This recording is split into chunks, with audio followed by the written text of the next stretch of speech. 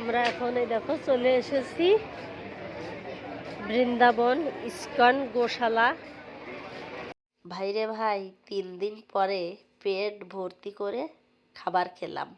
মানে একদম কি আর বলবো, খেয়ে এতটা শান্তি পেয়েছি। আবার অনেকে বলবে তুমি কি বৃন্দাবনে খেতেই গেছো? না গো, না খেলে আমি কি করে সবগুলো মন্দির আর সব বৃন্দাবনের সব কিছু দেখবো, দর্শন করব? তোমরাই বলো। এইখানের খাবার মানে হোটেলে যে খাবারগুলো না, সেগুলো ঢুকছিলই না। কেন বলো তো? আলু মটরের সবজি, হরলের ডাল, পনিরের সবজি, মানে এগুলোই আর কি। আর অন্য অন্য সবজি। তো আমরা তো বাঙালি, আমাদের যেখানেই যাই সেখানেই একটু বাঙালি খাবার হলে ভালো হয়। তো 1 দিন 2 দিন 3 দিন কয়দিন তুমি না খেয়ে থাকতে পারবে বলো? ওইগুলো খাবার মানে খেয়ে ওই হাফ পেটও ভরছিল না।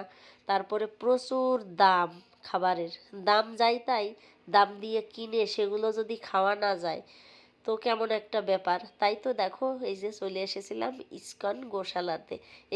এইখানের খাবারে একটু হলেও বাঙালির ছোঁয়া পাবে। আমি বলবো একটু না, অনেকটাই বাঙালির ছোঁয়া আছে। আর এই দেখো আমার পিছনে বাংলায় কথা বলছিল ওনরা আর কি, বাড়িতে ফোন করে। অনেক বাঙালি বৃন্দাবনে। তো বাঙালিরাই আমার মনে হলো বাইরে থেকে ঘুরতে বেশি আসে আর কি। তো যাই হোক, এই যে আমরা লাইনে দাঁড়িয়ে গেছি। পুরুষদের লাইন একদিকে আর মহিলাদের লাইন আর একদিকে। এই যে ভিতরে। আর দেখো কতটা সুন্দর, দেখতে পাচ্ছো? তো এইখানে আর কি বসিয়ে সবাইকে খেতে দেওয়া হয়। তো আমরা যখন গেছিলাম তখন কিন্তু গ্যাস সিলিন্ডারের খুবই মানে চারিদিকে সংকট, সবাই জানে। তো এইখানেও কিন্তু সেরকম একটা ব্যাপার, তার জন্য কিন্তু খাবারের আইটেমটা একটু কমিয়ে দেওয়া হয়েছিল। মানে সবজি, বিভিন্ন পদের যেরকম সবজি হয় সেরকম কিন্তু দেওয়া হচ্ছিল না। বলেই দিয়েছিল যে এখন এই প্রবলেম চলছে, তো তার জন্য।